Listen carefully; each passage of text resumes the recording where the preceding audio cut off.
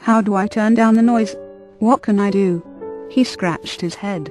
Well, I guess you're just going to have to develop a very good sense of humor.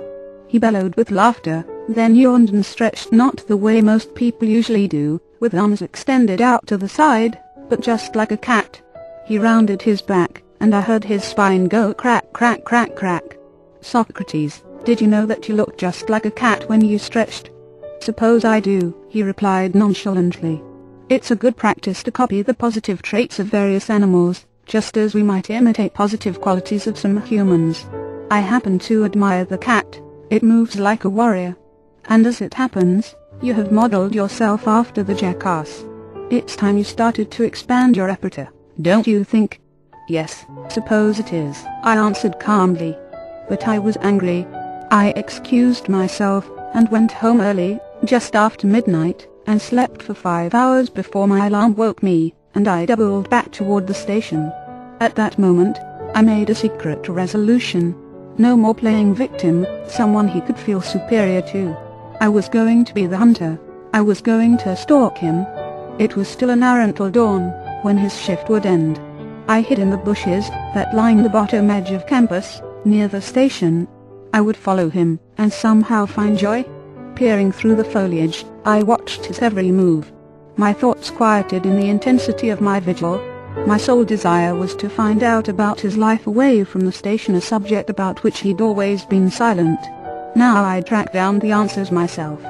Like an owl I stared at him. Saw as never before how smooth, how graceful he was. He washed windows without a wasted movement, slipped the nozzle into the gas tank like an artist. Socrates went into the garage, probably to work on a car. I grew weary. The sky was already light when I roused myself from what must have been a few minutes of shut-eye. Oh, no, I'd missed him. Then I saw him, busy with his last-minute duties. My heart constricted as he walked out of the station, crossed the street, and headed directly to where I sat stiff, shivering, and achy, but well hidden. I just hoped he didn't feel like beating around the bush this morning. I faded back into the foliage, and calmed my breathing. A pair of sandals glided past, no more than 4 feet from my temporary lair. I could barely hear his soft footsteps. He followed a path that forked right. Quickly but cautiously I scampered along the path like a squirrel. Socrates walked at a surprising dip. I barely kept up with his long strides and nearly lost him, when, far ahead, saw a head of white hair entering the library. What, I thought, could he be doing there of all places? Tingling with excitement, I closed in. Once past the large oak door, I cut past a group of early bird students who turned and laughed, watching me. I ignored them as I tracked my prey down a long corridor. Saw him turn right and disappear. I sprinted over to where he had disappeared. There could be no mistake. He had entered this door. It was the men's room, and there was no other exit. I didn't dare go in. I stationed myself in a nearby phone booth. 10 minutes passed, 20 minutes. Could I have missed him? My bladder was sending out emergency signals. I had to go in, not only find Socrates, but to make use of the facilities. And why not? This was my domain after all, not his. I would make him explain. Still, it would be awkward. Entering the tiled bathroom, I saw no one at first.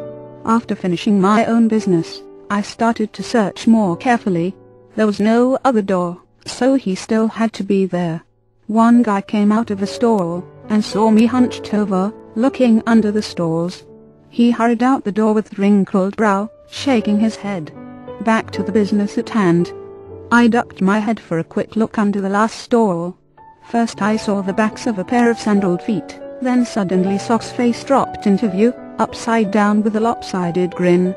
He obviously had his back to the door, and was bending forward, his head down between its knees. I stumbled backwards in shock, completely disoriented. I had no good reason for my bizarre bathroom behavior. Socrates swung the stall door open and flushed with a flourish. Wooey, a man can get constipated when he's being stalked by a junior warrior. As his laughter thundered through the tiled room, I reddened. He'd done it again. I could almost feel my ears lengthen as I was once again transformed into a jackass. My body churned with mixture of shame and anger. I could feel my face turn red. I glanced at the mirror, and there, tied neatly in my hair, was a perky yellow ribbon. Things began to make sense. The people's smiles and laughter as I'd walked through campus, the strange look I'd gotten from my fellow bathroom occupant.